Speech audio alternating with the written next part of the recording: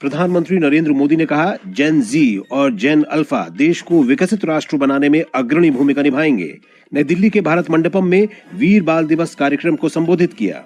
Space economy को आगे बढ़ाना, खेलों को प्रोत्साहित करना, फिनटेक और मैन्युफैक्चरिंग सेक्टर को विस्तार देना, स्किल डेवलपमेंट और इंटर्नशिप के अवसर तैयार करना, इस तरह के हर प्रयास के केंद्र में मेरे युवा साथी ही है।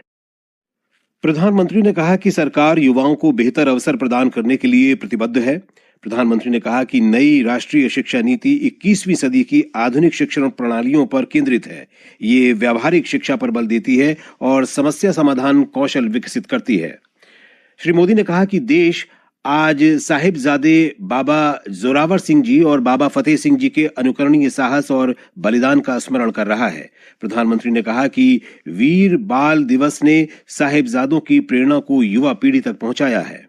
वीर बाल दिवस ने साहसी और प्रतिभावान युवाओं के निर्माण के लिए एक मंच भी तैयार किया। हर साल जो बच्चे अलग अलग क्षेत्रों में देश के लिए कुछ कर दिखाते हैं, उन्हें प्रधानमंत्री राष्ट्रीय बाल पुरस्कार से सम्मानित किया जाता है।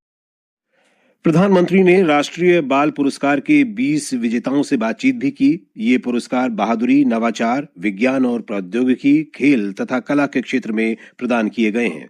इस अवसर पर महिला और बाल विकास मंत्री अन्नपूर्णा देवी ने बच्चों से राष्ट्र प्रथम की विचारधारा को अपने जीवन में अपनाने का आग्रह किया। इससे पहले राष्ट्रपति द्रौपदी मुर्मू ने नई दिल्ली में वीर बाल दिवस के अवसर पर प्रधानमंत्री राष्ट्रीय बाल पुरस्कार प्रदान किए। इस वर्ष 18 राज्यों और केंद्र शासित प्रदेशों के 20 बच्चों को उनकी उत्कृष्ट उपलब्धियों के लिए सम्मानित किया गया। इस अवसर पर राष्ट्रपति ने कहा कि ये पुरस्कार इन सभी के साथ साथ देश भर के बच्चों को प्रोत्साहित करेंगे।